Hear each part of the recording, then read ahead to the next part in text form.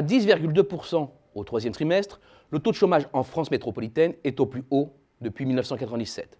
Ce chiffre a été abondamment commenté, mais toujours sous le même angle, celui de la progression du nombre de chômeurs qui frôle désormais les 3 millions, un chiffre en hausse de 75 000 personnes sur le trimestre précédent. Il manque pourtant un élément fondamental à l'analyse, l'évolution de la population active. Car le chômage, ce n'est rien d'autre qu'un résidu entre la population active et l'emploi. Population active que l'on retrouve une seconde fois au dénominateur du taux de chômage. Population active qui, de fait, constitue de loin la première source de volatilité du ratio. Or, cette variable décisive est systématiquement passée sous silence. C'est ce que j'appelle l'angle mort du commentaire du taux de chômage. Pour bien comprendre la mécanique à l'œuvre, il faut partir de tout en haut, c'est-à-dire de la répartition de la population française. Une population française qui se scinde en deux catégories bien distinctes.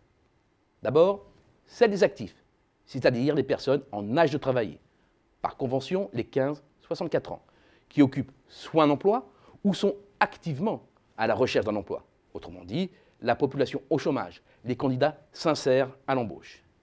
Il y a ensuite les inactifs, naturellement tous ceux qui sont en dehors de la borne des 15-64 ans, ainsi que les étudiants non salariés, les chômeurs en formation, les chômeurs découragés, les personnes en congé de longue maladie et bien entendu les hommes et femmes au foyer.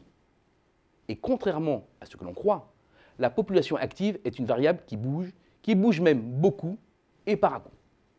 D'autant qu'il s'agit d'une enquête par sondage comportant un aléa non négligeable. Son interprétation est donc complexe. Pour schématiser, plusieurs forces sont capables de la faire dévier. D'abord, des forces structurelles, mais non nécessairement stables. 1.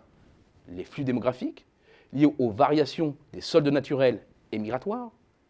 2. Les modifications de la législation, avec notamment les changements de l'âge du départ à la retraite. Depuis 2010, la réforme des retraites joue par exemple à la hausse. Et enfin, les effets sociologiques. La féminisation de l'emploi dans les années 60-70 et aujourd'hui, les modalités d'insertion des étudiants sur le marché du travail qui sortent le plus souvent du viseur de la statistique. Et puis, il y a la très forte volatilité infra-annuelle qui résulte de ce que l'on appelle une recherche active d'emploi. Avoir recherché un emploi durant la semaine précédant l'enquête est par nature très fluctuant en fonction de la façon dont les chômeurs perçoivent leurs chances d'insertion.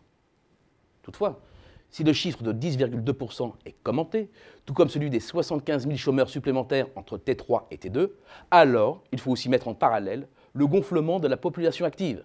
173 000 actifs en plus. Et la différence entre les deux, c'est-à-dire l'emploi, qui est en hausse de près de 100 000. Un mot pour prendre la mesure de la contribution de la population active à la variation du taux de chômage au trimestre dernier. Si la population active était restée inchangée, le chômage aurait diminué de 98 000 et son taux aurait baissé de 0,3 points pour s'établir à 9,7%.